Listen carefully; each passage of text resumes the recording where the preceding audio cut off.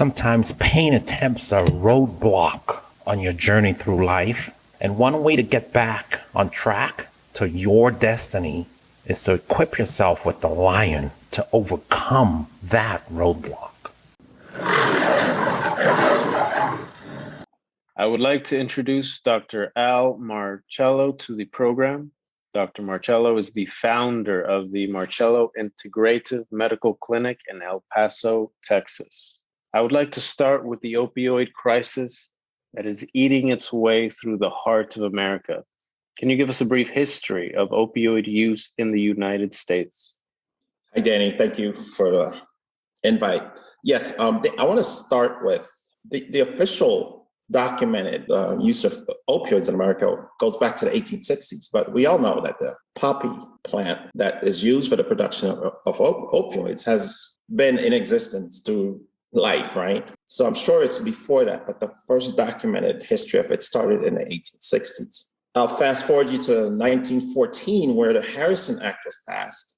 This was really the official war on drugs. And this was the first time that opioid use was legislated. The crux of it was that opioid could not be prescribed for opioid addicts. The legislation caused a lot of confusion at the municipal level. And so there was an increase in doctors being harassed and prosecuted because of prescribing opioid. The loss was so unclear that some people even interpreted it as a moral law, such that if you're prescribing opioid to someone, really you're not doing any good for that person. That's how confusing the law was, and that's the kind of confusion that it caused. But the main target of that law was that the social order was being threatened, and the law was passed to reestablish the social order. I'll fast forward you to 1974, and that's when the Narcotics Addiction Treatment Act was passed, which cleared the way for the legalization of methadone to be used as a treatment for opioid addicts. I'll take you to the 1990s, when you saw a surge in the prescription of doctors writing prescription for opioid medication. Now, coinciding with that surge was a surge in people becoming addicted to opioid pills. And so you can see that it was proportional. Then to 2000, the FDA approved office-based treatment for opioid dependence, using specific FDA-approved medications such as Suboxone, which is being used quite a bit now. Even there is now an injectable form of Suboxone that opioid addicts can be given once a month, and it just releases the medication into the system for 30 days. So it's been really helpful. So that's basically a crux of the history. It's way more detailed than that, but I just gave you a summary of opioid use in the United States. Can you discuss the numbers around the people who have died from opioid drug-involved overdose, including illicit drugs and prescription opioids?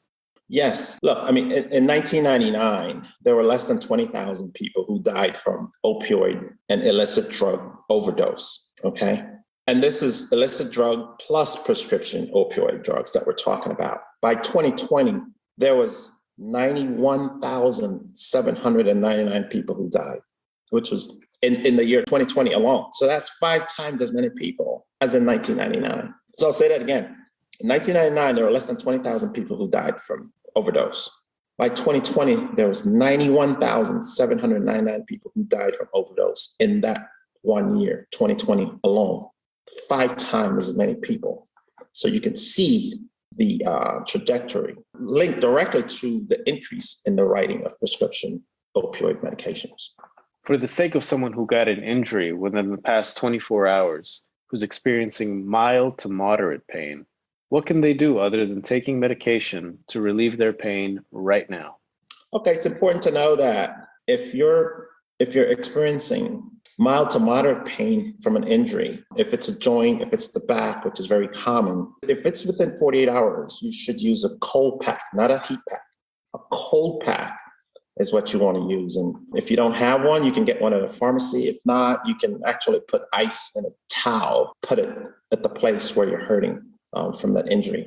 You don't want to put ice directly on your skin. You don't, because you can damage the skin. wrap it in a towel and place it there. But cold pack for the first 48 hours. You can do that right now and see if you get some relief from that.